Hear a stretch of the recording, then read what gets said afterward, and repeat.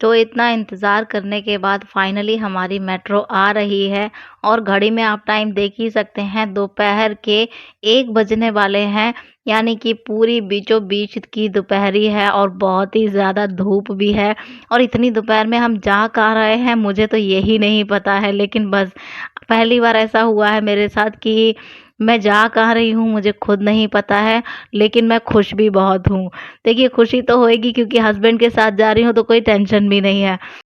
आगे की सीट तो हमारे लिए ऐसे खाली थी जैसे हम कोई वीआईपी हैं। सच में अगर आप फर्स्ट रो में बैठते हैं ना और फर्स्ट सीट पे बैठते हैं तो आपको बिल्कुल वीआईपी वाली ही फीलिंग आती है। फिलहाल मुझे तो आती है। बड़ा मज़ा आता है फर्स्ट सीट पे बैठकर और पूरा नज़ारा भी अच्छे से दिखाई देता है। तो मैंने कहा चलो मैं बाहर का सीन थोड़ा-सा शूट करना चाहती हूँ, आप इधर आ जाओ मैं उधर चली जाऊँ। तो बोले कि नहीं तुम एक काम करो फ़ोन मुझे दे दो, मैं ही बाहर का नज़ारा दिखा देता हूँ तुम्हें। बड़ा अच्छा लगता है मेट्रो के अंदर से बाहर का नज़ारा देखना। मैं कई बार ऐसे ही शूट कर लेती हूँ वीडियो और बड़ा अच्छा भी लगता है क्योंकि पूरा प्रॉपर आपको सब कुछ दिखाई देता है। काफ़ी ऊँचाई पे जो होते हैं तो क्लियर दिखाई देता है। इतनी ग्रीनरी देखने के बाद ना आँखों को बड़ा सुकून मिलता है। तो अचानक से मुझे नदी दिखी तो मैंने कहा सुनो, सुनो यमुना नदी आ रही है, हाथ जोड़ लेना। तो बोले कहाँ है? मैंने कहा देखो। तो बोले पागल ये खेत में पानी भरा हुआ है। हाय मैंने तो जब ध्यान से देखा ना मुझे खुद पे बड़ी शर्म आई और मुझे हँसी भी बहुत तेज़ आई और मैं कितनी तेज़ हँसती हूँ आपको तो पता ही है। मेट्रो के अंदर थी, बिल्कुल सन्नाटा शांति थी तो वहाँ पे तो इतनी ज़ोर मैं हँस भी नहीं सकती थी। मेट्रो से हम उतर चुके हैं और आशी कर रही है एस्केलेटर पे मस्ती। एक भैया सामने खड़े हुए थे तो उनके बैग के नीचे हमने कैमरा लगा के खूब मस्ती करी। तो यहाँ पर हम निकल चुके हैं दूसरी मेट्रो पकड़ने के लिए।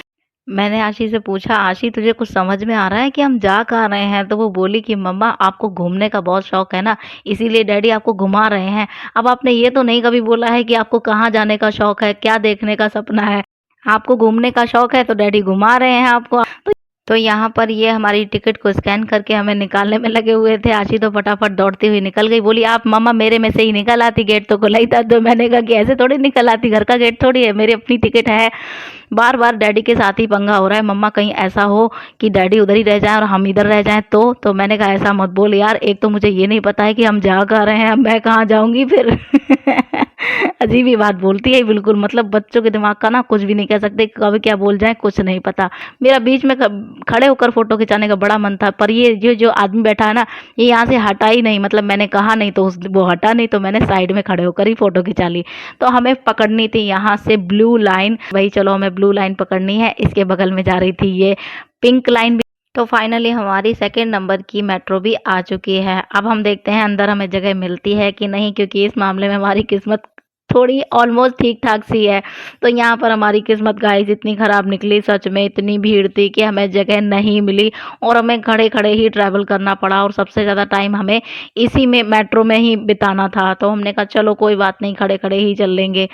तो संडे था तो काफ़ी भीड़ थी मेट्रो में, तो मेट्रो से उतरने के बाद हमें इतनी तेज़ भूख लगी बहुत ज़्यादा, तो आशी बोली मम्मा मुझे भूख लगी है कुछ खिलाओ। तो मैंने कहा चलो खिला देती हूँ, देखती हूँ क्या खाना है, मैंने पूछा इससे।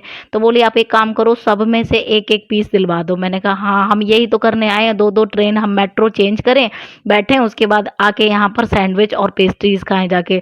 तो वो बोली कि चलो कोई बात नहीं, आप ना मुझे पनीर टिक्का सैंडविच खिलाओ। मैंने कहा चलो, फिर भैया हमारे लिए यहाँ पर पनीर टिक्का सैंडविच तैयार करके इन्होंने दे दिया है, गरमा-गरम दिया माइक्रोवेव करके, बहुत ही चीज़ी और यम्मी था ये, बहुत ही टेस्टी लगा। तो हमने यहाँ पर ये खाया, उसके बाद हमने नींबू पानी भी पिया। इसके बाद हमें पकड़नी है थर्ड नंबर की मेट्रो और मेट्रो पे मेट्रो चेंज किए जा रहे हैं। कुछ समझ ही नहीं आ रहा है भई करना क्या है। तो यहाँ पर हमारी थर्ड नंबर की मेट्रो भी आ चुकी है और अब देखते हैं भई इसमें हमें जगह मिलती है कि नहीं, क्योंकि संडे है, संडे में तो ऑलमोस्ट हर जगह ही भीड़ रहती है कि हर कोई घूमने फिरने निकलता है। तो मेट्रो में तो सच में जगह मिलती ही नहीं है। तो यहाँ पर भी हमारी किस्मत बिल्कुल ख़राब निकली। हमें यहाँ पर भी खड़े होने की भी जगह नहीं मिली, लेकिन हमने कोने में थोड़ी-सी जगह ढूँढ ली और हम खड़े हो गए। तो फाइनली हम पहुँच चुके हैं दिल्ली। अब दिल्ली पहुँचने के बाद हम यहाँ से कहाँ जाएँगे भगवान ही जाने। इसके बाद हमने यहाँ पर ऑटो पकड़ी, रिक्शा। तो हम बाहर का सीन मैं थोड़ा-सा ले रही थी, देख रही थी और हवा इतनी तेज़ चल रही थी कसम से।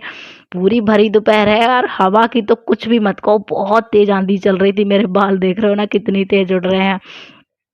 तो सड़कों का नज़ारा मैं दिखा ही रही थी, आशी बोली मम्मा देखो बाहर का पार्क दिखाओ कितना अच्छा लग रहा है, ये सीन ले लो बढ़िया लग रहा है। तो यहाँ पर एक डॉगी ना सुसु कर रहा था, तो आशी बोली मम्मा फटाफट से कैमरा बंद करो, डॉगी सुसु कर रहा है। मुझे इतनी तेज हंसी आई, कसम से मैंने उसको देख भी नहीं पाया। इसकी नज़र चली गई तो इसने फटाफट से बोला मुझे कैमरा बंद करो। मेरे साथ ऐसा ही होता है, जब भी मैं कोई सीन कैप्चर करने की कोशिश करती हूँ तो कुछ ना कुछ पंगे हो जाते हैं। तो फाइनली यहाँ पर हम ऑटो से उतर चुके हैं और हम कहाँ पहुँच गए हैं, अब मुझे पता ही चल ही गया था, क्योंकि जब मैंने ये सब देखा ना और मैंने